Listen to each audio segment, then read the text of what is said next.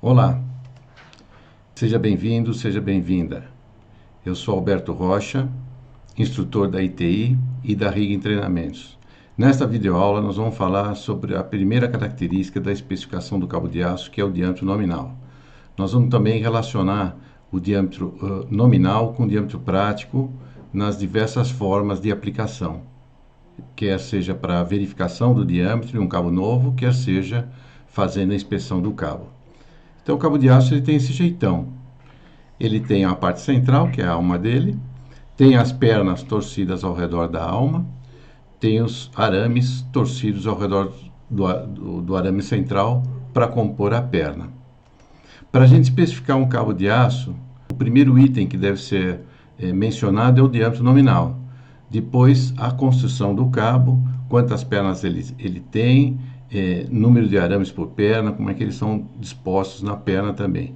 Tipo de alma, se é alma de fibra ou alma de aço, torção, se é torção regular ou langue, à esquerda ou à direita, acabamento dos arames, se é polido ou galvanizado, resistência à tração dos arames, e também a norma que deve ser adotada para a especificação do cabo.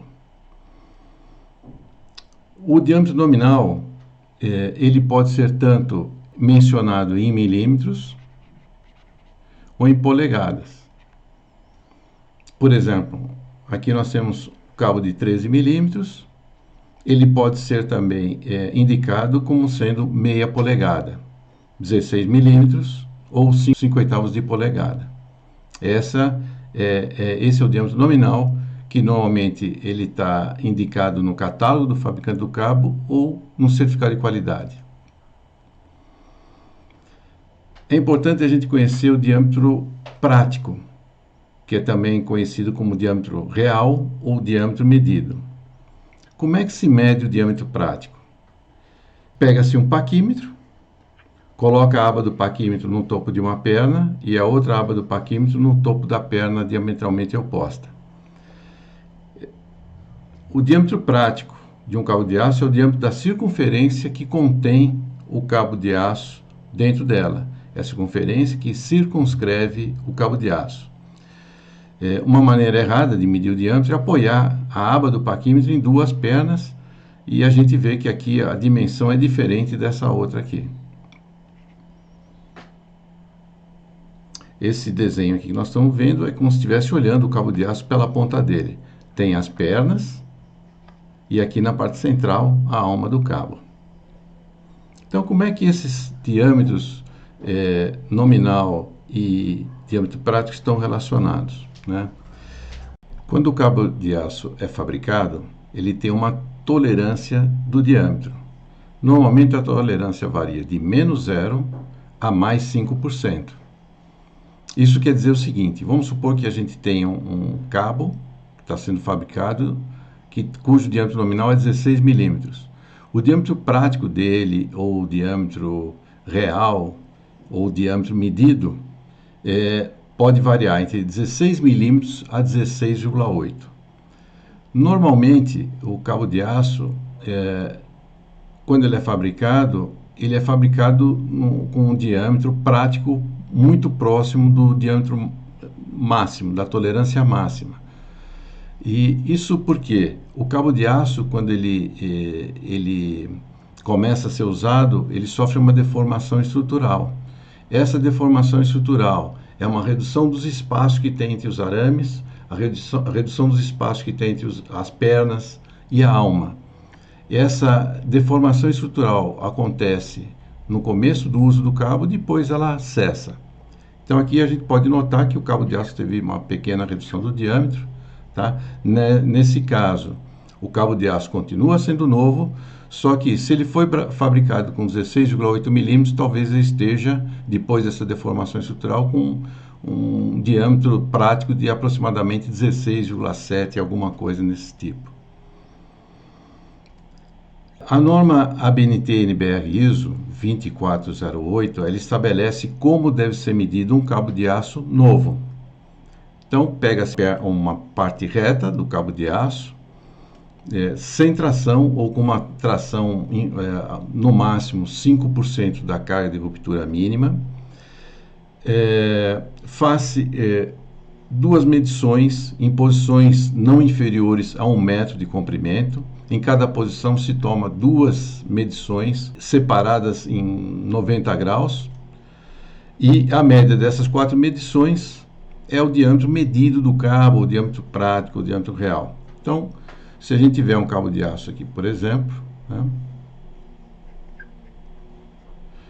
Se ele estiver reto, né? Deixa ele reto, faz uma medição aqui, aliás, 2 medições aqui e 2 medições aqui. E esse comprimento não pode ser menor que 1 metro.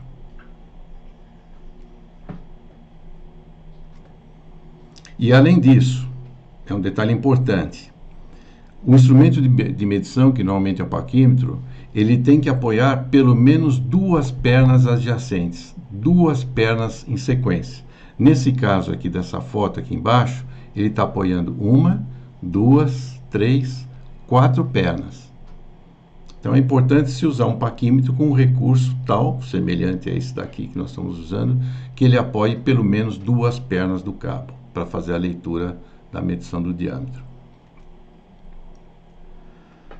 Se a gente for inspecionar um cabo de aço que está no equipamento, um cabo de aço que está, por exemplo, num guindaste, numa ponte rolante, num pórtico, o diâmetro prático, que é o diâmetro medido, deve ser feita, a medição deve ser feita de acordo com a ABNT-NBR ISO 4309, que estabelece o seguinte: para calcular um decréscimo uniforme do diâmetro do cabo, expresso em porcentagem do diâmetro nominal, né, só nessas condições, quando for medir o diâmetro do cabo, com decréscimo uniforme. Quando acontece um decréscimo uniforme do diâmetro do cabo?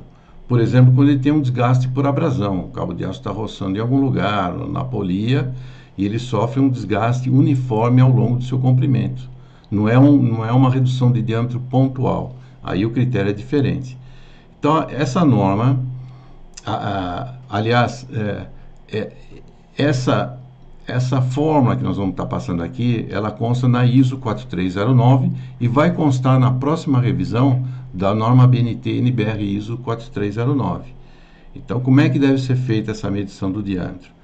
Toma-se um diâmetro de referência, que é um diâmetro num ponto do cabo que ele não passa por polia, por exemplo, meça o diâmetro do cabo num trecho próximo à extremidade do cabo, onde ele não passa pela polia, reduz do diâmetro medido do cabo, divide o resultado pelo diâmetro nominal e multiplica por 100.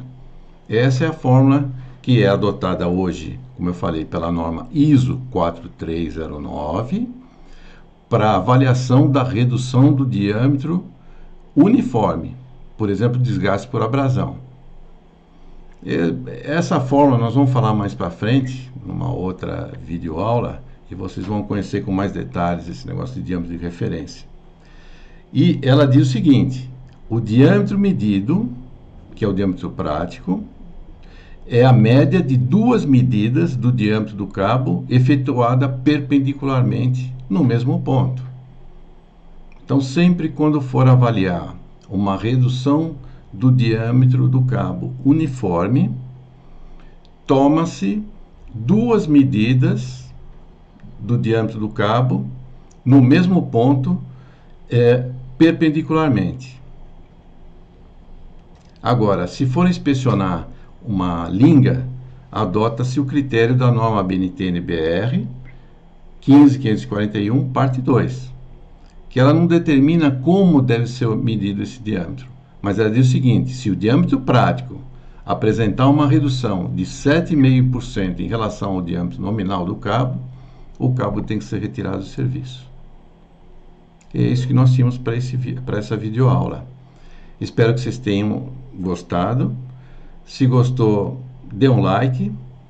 Se quiser receber novos vídeos, e vamos lançar bastante vídeos ainda, inscreva-se no nosso canal. Muito obrigado pela atenção. e até breve.